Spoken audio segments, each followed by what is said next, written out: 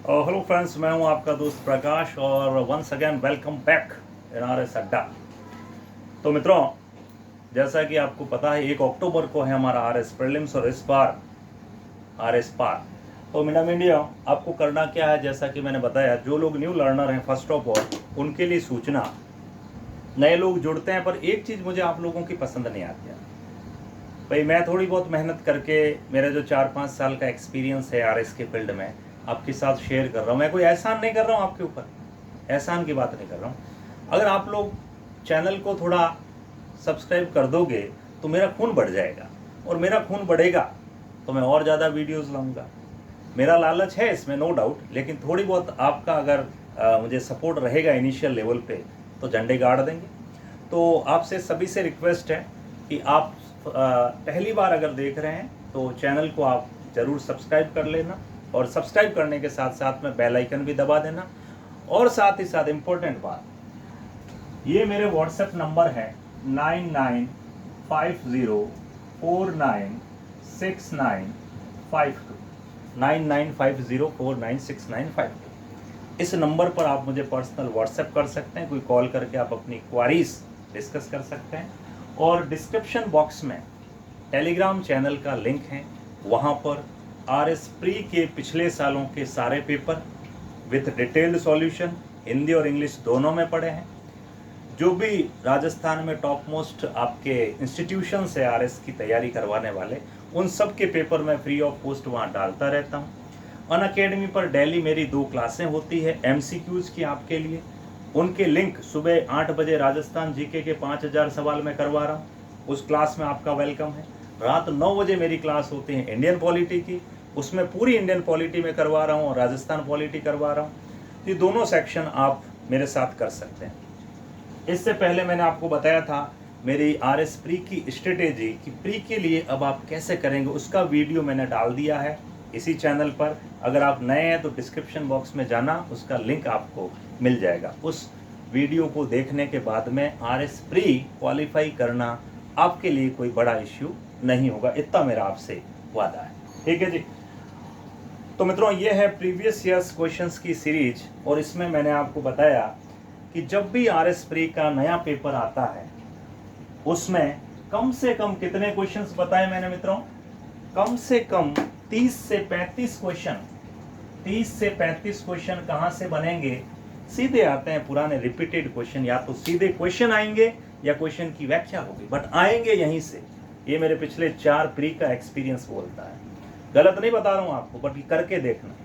मैंने 1991 का paper discuss किया, उससे कितने क्वेश्चन आए मैंने आपको यहाँ यूट्यूब पे बता दिए। 93 के सारे क्वेश्चंस मैंने बता दिए, पेपर जाके चेक करो। आज जो हमारा डिस्कशन है वो है 1995 का पेपर, 1995 का पेपर, कि इससे कितने क्वेश्चंस 21 में यूं के यूं छपे थे। आओ बातें करते हैं। लेकिन इससे पहले मैं बता दूं, अगर आप नए हैं और पता नहीं है कि अब यार प्री आ गया, क्या करें क्या करें क्या करें, टेंशन में हो ना। हाँ, मुझे पता, बहुत ज़्यादा टेंशन में हो। गर्लफ्रेंड से बातें करनी आपने छोड़ दी हैं, खाना आपको पा नहीं रहा, रात को नींद नहीं आ रही है, और पेट भी गड़बड़ है, दस्ते भी लग रही है। ये स्थिति मेरी भी थी जब मैंने पहली बार एग्जाम दिया था। तो ये होता है, सबके साथ होता, नेचुरल प्रोसेस है। लेकिन इस नेचुरल प्रोसेस को मैंने बिल्कुल सिंप्लीफाई कर दिया है कि नंबर फर्स्ट आपको मैंने बताया कि राजस्थान जीके के कितने क्वेश्चन आएंगे, के साथ 50 है ना, 40 सवाल वही आएंगे जो मैं सुबह करवा रहा हूँ। अभी परसों से ही पहली क्लास शुरू हुई है। पॉलिटी के कितने सवाल होंगे कि 15, कहाँ से आएंगे, वही आएंगे जो मैं डेली डिस्कस करता हूँ। 3000 सवाल पॉलिटी के डिस्कस कर रहा हूँ रात 9 बजे अनअकैडमी पर। इसके साथ साथ प्रीवियस ईयर्स के कितने सवाल आएंगे कि 30 से 35, वो भी मैं सप्ताह में 2 बार डिस्कस करता हूँ। 3-3 घंटे के टेस्ट ले रहा हूँ। मैंने 98 तक पेपर रगड़ दिए हैं। तो आओ बातें करते हैं 95 में कौन कौन से आए हैं।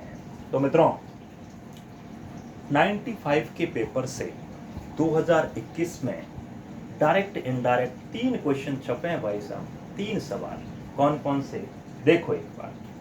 फर्स्ट ऑफ ऑल, अगर आपके पास में 2021 का ए सीरीज का पेपर है तो पहला क्वेश्चन आप देख पा रहे हैं, राज्य मानवाधिकार आयोग के संदर्भ में था, स्टेट ह्यूमन राइट कमीशन। इसका अध्यक्ष कौन बन सकता। जस्ट ए मिनट मित्रों, मैं थोड़ा वीडियो देख लूं बिल्कुल, चलो मैं देखना पड़ता, बंद भी हो जाता कई बार। तो देखो ये क्वेश्चन बिल्कुल लॉलीपॉप था और इसका आधार है 1995 का वह सवाल जिसमें पूछा गया है कि मानवाधिकार आयोग क्या होता है, राष्ट्रीय मानवाधिकार आयोग क्या होता है। आधार है 1995 का वह सवाल।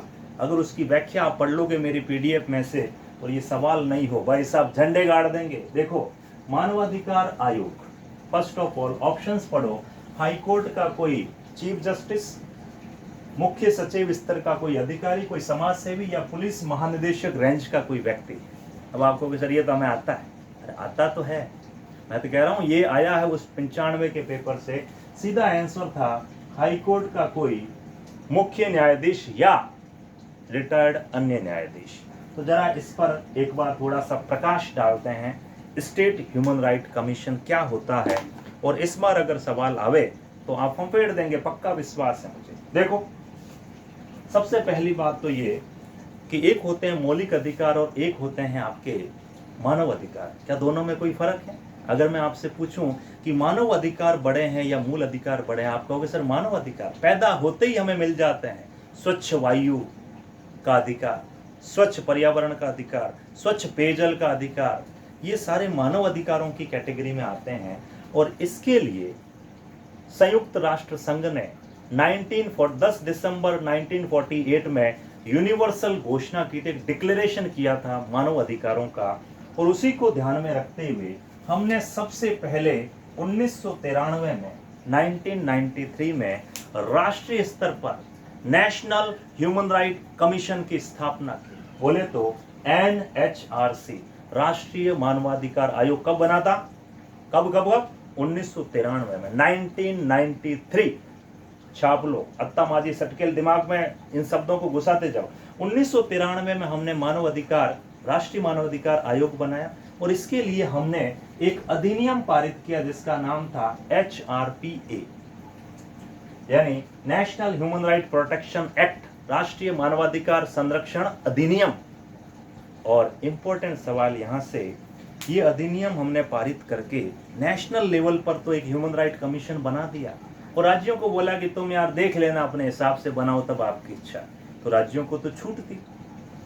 इस अधिनियम की एक धारा थी और ये क्वेश्चन भी आगे आएगा और पहले भी पूछा गया है कि किस धारा के तहत राज्यों ने अपने मानवाधिकार अधिनियम बनाए और आयोग स्थापित किए। तो वो धारा ध्यान रखना, राष्ट्रीय मानवाधिकार अधिनियम की धारा 2(1), बोलो 2(1) नहीं, 2 की टांग में 1, 2 के ब्रैकेट में 1, धारा 2(1) के तहत विभिन्न राज्यों ने अपने अपने स्टेट ह्यूमन राइट कमीशन स्थापित किए और राजस्थान भी इनमें से एक था। तो राजस्थान ने कब स्थापित किया भाई स्टेट ह्यूमन राइट कमीशन?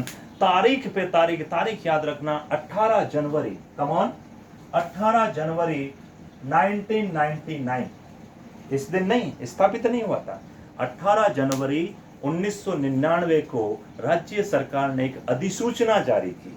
अधिसूचना कब जारी हुई? 18 जनवरी 1999, और इसके तहत मार्च 2000 स्थापित हो गया था। इस दिन स्थापना कर दी गई थी, जयपुर में हेडक्वार्टर है। काम इसने कब शुरू किया ये भी पिछली बार RS प्री में पूछा था, पिछली से पिछली बार, कि राष्ट्रीय स्टेट ह्यूमन राइट कमीशन ने अपना कामकाज 99 से शुरू कर दिया था, नहीं किया था, मार्च 2000 से इसने अपना कामकाज शुरू किया था, ध्यान रखना। 18 जनवरी 1999 को हमारा स्टेट ह्यूमन राइट कमीशन स्थापित हुआ और कामकाज शुरू किया इसने मार्च 2000 से। ये तो पहली बात आपको ध्यान रखनी है। जब कोई, अब 3 चीजें मैंने बताई, नेशनल लेवल पे 1993 में एक्ट आया और ह्यूमन राइट कमीशन भी बन गया। स्टेट में हमारे वाला, अपने दूसरों से मतलब नहीं है, राज्य वाला, राजस्थान वाला 18 जनवरी 1999 को अधिसूचना जारी हुई सरकार के द्वारा और इसी के तहत इसकी स्थापना कर दी गई जयपुर में और मार्च 2000 से ये एकदम विधिवत रूप से काम कर रहा है। पहली बात तो ये ध्यान रखनी है। अच्छा, क्या इसका कोई अध्यक्ष होता है स्टेट ह्यूमन राइट कमीशन का? बिल्कुल होता है। पहले जो हमारे अध्यक्ष थे मित्रों, जस्टिस कांता कुमारी भटनागर, ध्यान रखना, पहली अध्यक्ष जस्टिस कांता कुमारी भटनागर, और ये सबसे कम कार्यकाल के लिए बनी थी। क्वेश्चन ये आजकल घुमा के देते हैं कि राज्य मानवाधिकार आयोग की वह अध्यक्षा या वह अध्यक्ष जिसने न्यूनतम समय के लिए काम किया, कांता कुमारी भटनागर पहली अध्यक्ष। कितने अध्यक्ष अभी तक बन गए हैं? तीनों ने तो कार्यकाल पूरा कर लिया और अभी चौथे अध्यक्ष बने हैं, जिनका नाम है जी.के. व्यास या गोपाल कृष्ण व्यास। जनवरी 2021 से ये चौथे अध्यक्ष के रूप में अभी काम कर रहे हैं। याद रखिएगा मिंडा मिंडिया। इतना समझ में आ गया? कौमारी होगन आई गया? आगे बढ़ो। अब इसके बाद में थोड़ा एक इंपॉर्टेंट फैक्ट की तरफ चलते हैं। स्टेट ह्यूमन राइट कमीशन का देखो, जब हमारा मानवाधिकार आयोग बना था तब उस समय कितने आदमी थे रे सांबा? उस समय टोटल 5 थे, 1+4। 1+4 का मतलब एक अध्यक्ष होगा और 4 सदस्य थे। पर 2006 में हमने संशोधन किया और फिर सिनेरियो अभी क्या चल रहा है? 1+2, 1+2। एक अध्यक्ष होता है और 2 सदस्य होते हैं। ध्यान रखना, अभी क्या है? 1+2। आपको कह सर 1 और 2 तो 3 होते हैं ना, जोड़ दो ना। अरे एक अध्यक्ष और 2 सदस्य हैं, ध्यान रखें। बिल्कुल। अच्छा, एक चीज और, क्या किसी को भी अध्यक्ष बना सकते हैं? कोई भी। मेरे मन में आया मुझे भी अध्यक्ष बना दे, आपके मन में आया आपको भी अध्यक्ष बना दे। तो मिंडा मिंडियों, 2019 से पहले इंपॉर्टेंट चीज जिसी को लेकर इस बार क्वेश्चन था, 2019 से पहले क्या होता था मित्रों? 2019 से पहले राज्य मानवाधिकार आयोग का अध्यक्ष केवल और केवल हाई कोर्ट का रिटायर्ड मुख्य न्यायाधीश, वर्ड क्या है? हाई कोर्ट का रिटायर्ड मुख्य न्यायाधीश, चीफ जस्टिस ही बन सकता था, मुख्य न्यायाधीश ही बन सकता था। पर 2019 में हुआ संशोधन, अमेंडमेंट, और इस संशोधन के तहत अब स्टेट ह्यूमन राइट कमीशन का अध्यक्ष रिटायर्ड चीफ जस्टिस भी बन सकता, high court, not supreme court की बात नहीं कर रहा हूं, हाई कोर्ट का रिटायर्ड मुख्य न्यायाधीश भी बन सकता है और रिटायर्ड कोई अन्य न्यायाधीश भी बन सकता है। ये संशोधन हो गया। और ऐसे पहले व्यक्ति है गोपाल जी, जो मुख्य न्यायाधीश नहीं थे, ये अन्य न्यायाधीश थे, रिटायर्ड हुए और इन्हें बना दिया गया SHRC का अध्यक्ष। इतनी बात समझ में आई? 2019 से पहले केवल रिटायर्ड मुख्य न्यायाधीश ही बन सकता था, बट 19 के बाद में अन्य न्यायाधीश भी बनाए जा सकते हैं चीफ जस्टिस के साथ साथ में। अच्छा, क्या इसमें कुछ सदस्य हैं? अभी बताया ना मैंने, 2 सदस्य हैं। तो अध्यक्ष और सदस्यों की नियुक्ति कौन करता है, पहले तो ये बताओ। तो नियुक्ति करता मित्रों राज्यपाल, ध्यान रखना। इनकी नियुक्ति कौन करता मित्रों? राज्यपाल करता है। बट इंपॉर्टेंट फैक्ट 1, आरपीएससी है ना हमारी, आरपीएससी के अध्यक्ष और सदस्यों को कौन नियुक्त करता है? कमान कमान कमान, अरे गवर्नर ही करता है। बट इनको हटाने का अधिकार क्या गवर्नर के पास है? नहीं है। इन्हें नियुक्त तो गवर्नर करता, बट हटाने का अधिकार राष्ट्रपति को है, ध्यान रखना। ये इंपॉर्टेंट फैक्ट। आरपीएससी में भी सेम टू सेम सिस्टम है और एसएचआरसी में भी सेम टू सेम सिस्टम है। अध्यक्ष और सदस्य नियुक्त तो राज्यपाल करेगा, बट हटाएगा president. Important point should be noted. Okay, number second thing, इन अध्यक्षों का नाम अब ऐसे कैसे बताएंगे भाई कौन किसको अध्यक्ष लाए, किसको सदस्य बनाए? तो इसके लिए एक मित्रों बनाई जाती है कमेटी। क्या बनाई जाती है? कमेटी, या कह सकते हैं समिति बनती है। ये भी सवाल है कि भाई राज्य मानवाधिकार आयोग के अध्यक्ष को चुनने के लिए जो समिति बनती है उसका मुखिया कौन होता है? अरे मुखिया मुख्यमंत्री ही होता है, मुखिया मुख्यमंत्री ही होता है। तो ध्यान रहे, इसमें टोटल जो है मित्रों आपके 4 मेंबर होते हैं। मेन जो इसकी अध्यक्षता करता है वो तो आपका मुख्यमंत्री करेगा इस कमेटी की अध्यक्षता, और दूसरे जो लोग होंगे, दूसरे कौन? होम मिनिस्टर, गृह मंत्री, मैंने लिखा है HM, गृह मंत्री। LOO, leader of opposition in Vidhansabha, यानी विधानसभा में नेता प्रतिपक्ष, और साथ में स्पीकर, विधानसभा का अध्यक्ष। वापस बोलो, कितने आदमी थे? अध्यक्षता कौन करेगा इस कमेटी की? कमान, अरे चीफ मिनिस्टर। सदस्य कौन होगा? एक गृह मंत्री, दूसरा कौन होगा? लीडर ऑफ अपोजिशन, नेता प्रतिपक्ष विधानसभा, और एक होगा आपका स्पीकर यानी विधानसभा अध्यक्ष। ध्यान रहे, तो ये 4 लोग मिलते हैं, और जहां विधान परिषद होती है उसका सभापति और विधान परिषद में लीडर ऑफ अपोजिशन भी। कितने राज्यों में है अभी विधान परिषद? राजस्थान में है? नहीं है तो आप टेंशन मत लो, 6 राज्यों में है ना। जम्मू कश्मीर में खत्म कर दी गई है, तो 6 राज्य हैं। कौन कौन से हैं देखेंगे अपन आगे। देखो अभी मित्रों एक चीज और यहाँ इंपॉर्टेंट फैक्ट ये है कि हाँ, इसकी जो सेवा शर्तें हैं, वेतन कितना मिलेगा, कितने समय तक रहना, मतलब सेवा शर्तें जो भी सेवा से संबंधित है वो राज्य सरकार तय करती है, और ये अपना वार्षिक प्रतिवेदन, वार्षिक रिपोर्ट भी राज्य सरकार को सौंपता है ये आयोग SHRC। और इम्पोर्टेंट चीज मैं बताता हूं तुम्हें कि यहाँ अभी एक और भयंकर संशोधन हुआ है। पहले जो ये अध्यक्ष और सदस्य कितने सालों के लिए अपना पद धारण करते थे? 5 साल या 70 साल। पहले कॉन्सेप्ट क्या था मित्रों? 5 साल या 70 साल, जो भी पहले होगा आप रिटायर हो जाओगे। और पहले आप पुनर्नियुक्ति के भी पात्र नहीं थे। अब ये बोला गया है कि 5 बहुत ज्यादा है, अब सिर्फ 5 की जगह क्या कर दो? 3 साल या 70 साल, या तो 3 साल या 70 साल, जो भी पहले होगा। अगर मान लो आज आप 61 साल के हो, आपने पद धारण किया अध्यक्ष के रूप में, 3 साल बाद जो भी पहले हो ना, मान लो आप 64-65 के हुए और आप रिटायर हो गए, तो क्या अब आप वापस अध्यक्ष बन सकते हो? अरे क्यों नहीं बन सकते भाई, बन सकते हो जब तक आप 70 साल के नहीं हो जाते, पुनर्नियुक्ति के पात्र हैं। लेकिन आपको यार अब रिटायर हो गया, अब मैं राज्य सरकार के अधीन कोई सरकारी नौकरी कर लूं, तो वैसे भी नहीं कर सकते क्योंकि 60 साल से बाहर हो। और भी कोई सरकार अनुशंसा पर भी रखना चाहे तो अभी नहीं रख सकती। हाँ, कोई कमीशन वमीशन का अध्यक्ष जरूर बना सकती है। तो इस तरह आप पुनर्नियुक्ति के तो पात्र हैं जब तक आप 70 के नहीं हो जाते, बट आप सरकारी पद धारण नहीं कर सकते। तो ये ध्यान रखना, पहले 5 साल था, अब इसका कार्यकाल घटा करके हमने कितना रख दिया है? अभी हमने 3 साल या 70 साल, जो भी पहले हो। और एक और हुआ है कि SHRC के अध्यक्ष की जो वित्तीय और प्रशासनिक शक्तियां हैं वो पूरी तरह से अब किसके अधीन रहेगी? वो सचिव के अधीन रहेगी। सचिव ऑल इंडिया यानी कि भारतीय प्रशासनिक सेवा का एक अधिकारी होगा। ये सारी डिटेल मैंने आपको बता दी है। इसमें कुछ बाकी है तो आप देख लीजिएगा। आई होप मैंने सारा क्रिस्टल क्लियर कर दिया है।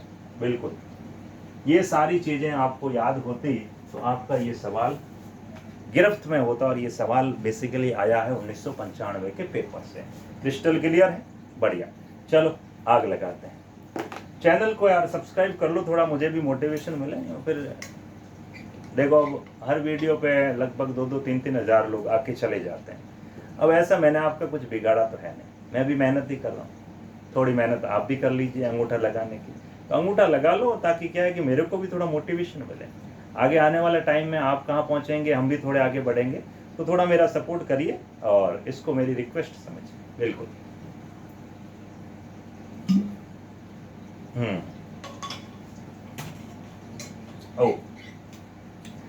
अब आते हैं उस क्वेश्चन पर। ए सीरीज का क्वेश्चन नंबर 93 था मित्रों, क्वांटम डॉट्स। क्वांटम डॉट, ओहो ये बेर क्या है?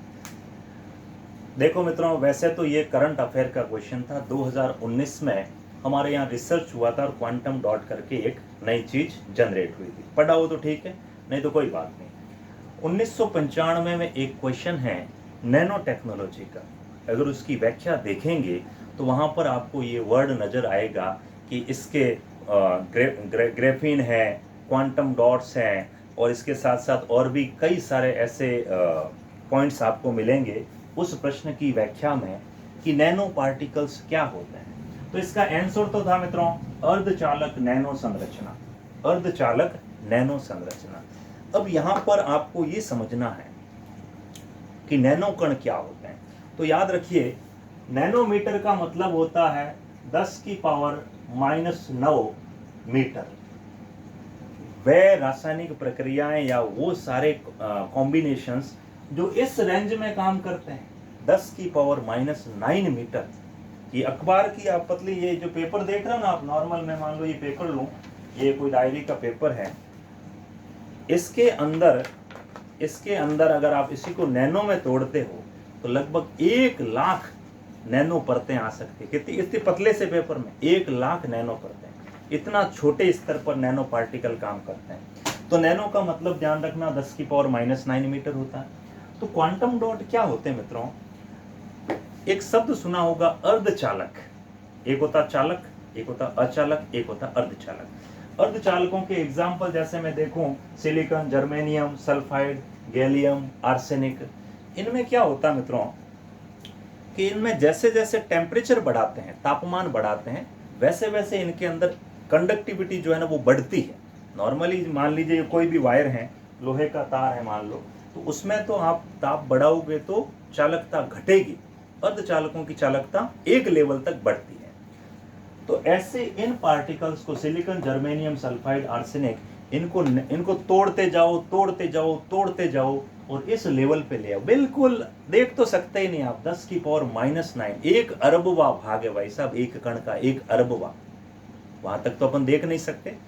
तो मित्रों अभी क्वांटम डॉट्स इसी नैनो पे आधारित हैं। इसमें क्या होगा कि मान लीजिए ये नैनो परत है, इससे जैसे ही प्रकाश लाइट टकराएगी वो एकदम रंग बिरंगी हो जाएगी और इसका यूज कैंसर चिकित्सा में, इसके साथ साथ आपके उद्योग धंधों में बहुत ज़्यादा यूजफुल है। पूरा एडिटोरियल था इसका नैनो पार्टिकल, तो इसका आंसर था अर्धचालक नैनो संरचना।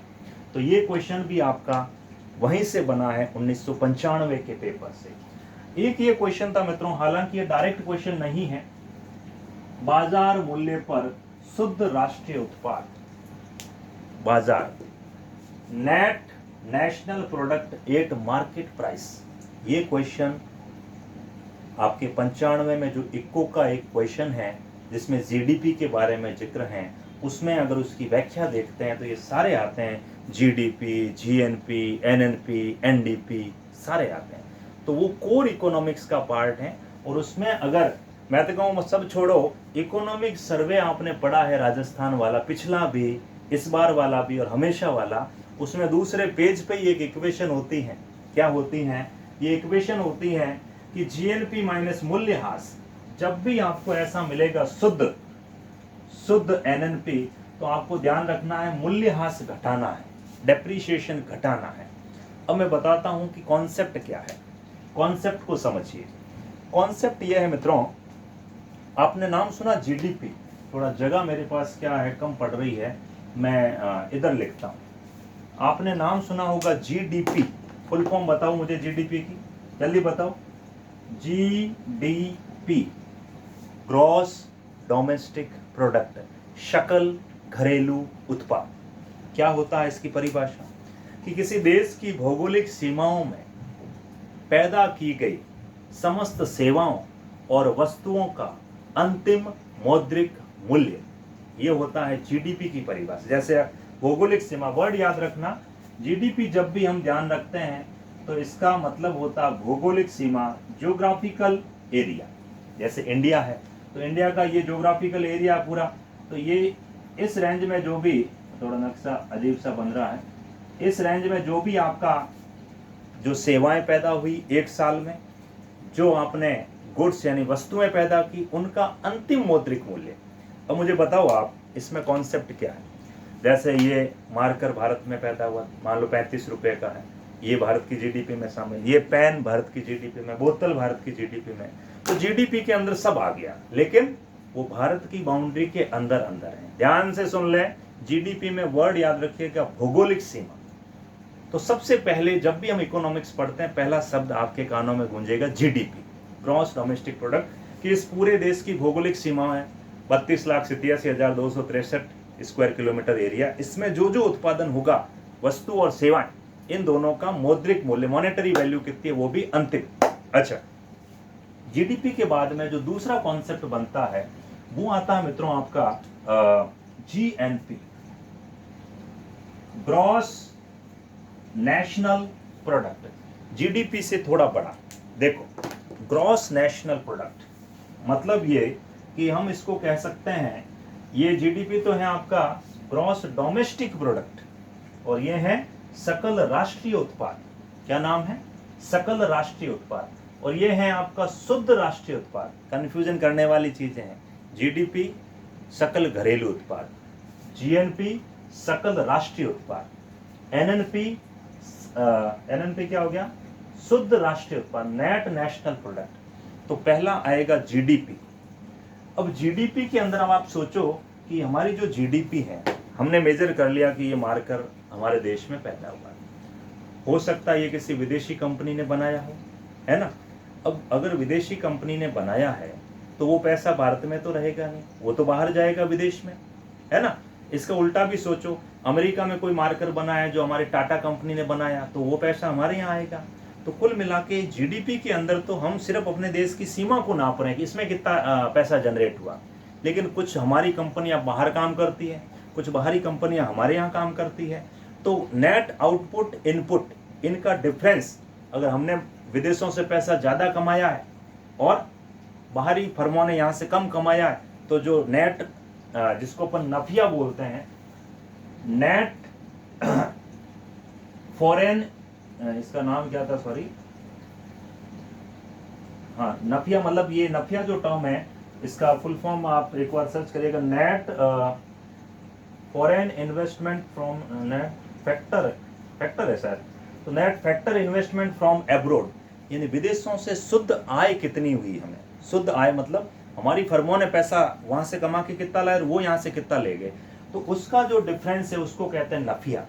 इस नफिया से निकलता है जीएनपी, ग्रॉस नेशनल प्रोडक्ट, यानी जीएनपी निकालने के लिए जीडीपी में से नफिया को हम लेस करेंगे तो हमें मिलेगा नफिया, I mean GNP, gross national product. ध्यान रहे, सबसे पहले जीडीपी निकलेगा, जीडीपी के बाद में निकलेगा जीएनपी, ग्रॉस नेशनल प्रोडक्ट। और जीएनपी में से, जीएनपी कैसे निकलता है, जीडीपी माइनस नफिया। जब जीएनपी निकल जाएगा तो फिर आएगा जो क्वेश्चन था एनएनपी, नेट नेशनल प्रोडक्ट। सीधा फॉर्मूला अब देखो, पहले तो मैंने पूरे देश में कितना पैसा जनरेट हो रहा था वो निकाला, फिर विदेशी कितना ले गए, हम कितना लाए, उसके डिफरेंस को उसमें से लेस किया तो मुझे जीएनपी मिला। यानी अब मेरे पास में थोड़ा एक कंसाइंड मैटर आ चुका। लेकिन जीएनपी में से अब आप सोचो कि हमारे यहाँ मान लीजिए ये बोतल है, अभी बोतल से पानी पीऊंगा, 10 साल पानी पीऊंगा, खराब होगी कि नहीं होगी। तो जो इंडस्ट्रीज में मशीनरी काम कर रही हैं, समय समय पर उन मशीनरीज में फॉल्ट आते रहते हैं, घिसावट आती है, जिसको हास कहते हैं, मूल्य हास कहते हैं। तो finally net national product NNP तक पहुंचने के लिए जीएनपी में से हम क्या घटा देंगे, मूल्य हास, तब हमें जाकर के मिलेगा क्या, एनएनपी, एट फैक्टर कॉस्ट। तो ये क्वेश्चन कॉन्सेप्ट है, वापस रिपीट कर रहा हूं। सबसे पहले क्या निकालोगे आप, किसी देश की भौगोलिक सीमाओं में उत्पादित सेवाओं और वस्तुओं का अंतिम मौद्रिक मूल्य एक वर्ष के अंदर, उसको कहते हैं जीडीपी। फुल फॉर्म क्या है, सकल घरेलू उत्पाद। बढ़िया, जीडीपी आ जाएगा। जीडीपी के बाद में आप क्या निकालोगे, जीडीपी के बाद में निकलेगा जीएनपी, ग्रॉस नेशनल प्रोडक्ट, यानी सकल राष्ट्रीय उत्पाद। ये कैसे निकलता है कि जितना जीडीपी आया उसमें से विदेशी ले गए उसको, विदेशी और हम, विदेशी जितना यहाँ से ले गए, हम जितना विदेश से लाए, उसके डिफरेंस को लेस कर दो, इससे मिल जाएगा जीएनपी। जीएनपी जैसे ही मिलेगा उसमें से हम हमारी मशीनों का मूल्यह्रास घटा देंगे तो हमें मिल जाएगा एनएनपी। तो ये कौन स्टेप वाइज स्टेप है, पहले जीडीपी, फिर जीएनपी और फिर एनएनपी, ये तीनों स्टेप वाइज चलते हैं। हालांकि कोर इकोनॉमिक्स से थोड़ा सा टफ होगा। आप एक बार नफिया की फुल फॉर्म सर्च करके मुझे कमेंट बॉक्स में बताइएगा, शायद मेरे दिमाग से स्लिप हो गई। अच्छा, यहाँ एक कॉन्सेप्ट और है कि जीडीपी बड़ा होगा कि जीएनपी बड़ा होगा। सामान्यतः इक्वेशन से क्या लग रहा है, जीएनपी जीडीपी में से लेस हो रहा है, ऑब्वियस है, तो जीएनपी जीडीपी से छोटा होगा सामान्य केस में, क्योंकि भारत जैसे देश में बाहर से इनकम कम है, हमारे यहाँ से आउटगोइंग ज़्यादा है, समझ रहे हो, क्योंकि व्यापार घाटा चलता है। लेकिन एक सिचुएशन जब हमारी इनकम बाहर से ज़्यादा है और बाहर वाले जो यहाँ से ले रहे हैं वो कम है, तो उस केस में जीएनपी हमेशा जीडीपी से बड़ा रहेगा। तो ये 3 सवाल थे मित्रों, इन तीनों का मैंने पोस्टमार्टम कर दिया है। अब आगे आप देख लेना। कल अपन डिस्कस करेंगे 1998 का, छिन्नू का 1996 का पेपर, फिर 1998, फिर 2000 का पेपर, सीक्वेंस चलती रहेगी। याद रखिएगा, पिछले सालों से टोटल 30 से 35 क्वेश्चंस आने हैं और आप ये सारे पेपर अगर सॉल्व करना चाहते हैं तो मैं अनअकैडमी पर, अनअकैडमी समझते हो, अनअकैडमी एक प्लेटफॉर्म है जहां मैं स्पेशल क्लासें लेता हूं, फ्री है, 1 रुपया भी चार्ज नहीं है, वहाँ पर क्लासें चल रही हैं, आप जाके देखें और आनंद के साथ में सुबह 8 बजे राजस्थान जी के 5000 सवाल, रात 9 बजे इंडियन पॉलिटी 3000 सवाल, हर सैटरडे संडे आपका गुरुवार और रविवार रहता है आपका test. I hope crystal clear है। हाँ, सब्सक्राइब करना मत भूलिएगा, और आपको किसी भी प्रकार की कोई दिक्कत है आरएस के रिगार्डिंग 9950496952 अब इस पर भी जा सकते हैं। टेलीग्राम पे मुझे हाई लिख सकते हैं, टेलीग्राम मेरा ज्वाइन कर सकते हैं, और करो ज्वाइन क्या करना, क्योंकि मेंस के समय मित्रों अभी प्री तो देखो, अभी जो नए लोग हैं उन्हें लग रहा है यार प्री निकालें। अरे प्री निकलने के बाद क्या प्री थोड़ी होना है, असली युद्ध प्री है ही नहीं, समझ रहे हो। लेकिन जो पहली बार प्री देता ना उसको लगता अरे मैंने आरएस प्री निकाल दिया, अरे क्या झंडे गाड़ दिए क्या, मैंने 4 बार निकाला कुछ हुआ तो नहीं। प्रीलिम्स तो सिर्फ एक डरावनी सी बात है, एक्चुअल युद्ध होता है मेंस में, क्योंकि वहाँ 24 सब्जेक्ट हैं, कितने 24 सब्जेक्ट, और ऐसे ऐसे सब्जेक्ट जो तुम्हें पता ही नहीं होंगे, ethics, public administration, management, behaviour, accounting, auditing, भाई साहब नानी याद आ जाती हैं। तो मेंस के समय मित्रों मैं ये सारे सब्जेक्ट 6 सब्जेक्ट में लाऊंगा, और प्रॉपर वे में, और बिल्कुल फ्री, 1 रुपया भी आपसे चार्ज नहीं है। इसलिए मेरी रिक्वेस्ट है कि अभी जितनी हो सके मेहनत करें, 14 घंटे, 15 घंटे, 20 घंटे, जितना पढ़ सको पढ़ो। 1.5 महीने के अंदर प्री के बॉम्बे बुलाओ, और प्री की जो स्ट्रेटेजी मैंने बताई है इसी चैनल पर पढ़ी है, उसको अच्छे से फॉलो करो। मैं आपसे स्टाम्प पेपर गारंटी ले सकता हूँ कि वो अगर आप फॉलो करते हैं आपका प्री 101% होगा। 4 बार मैंने दिया, 4 बार प्री निकला है, आंखें मीच के जाता हूँ फिर भी प्री निकल जाता है। तो वो स्ट्रेटेजी है MCQ वाली, उसको जरूर देखना। ओके मित्रों, thank you so much, have a very very lovely night, good night.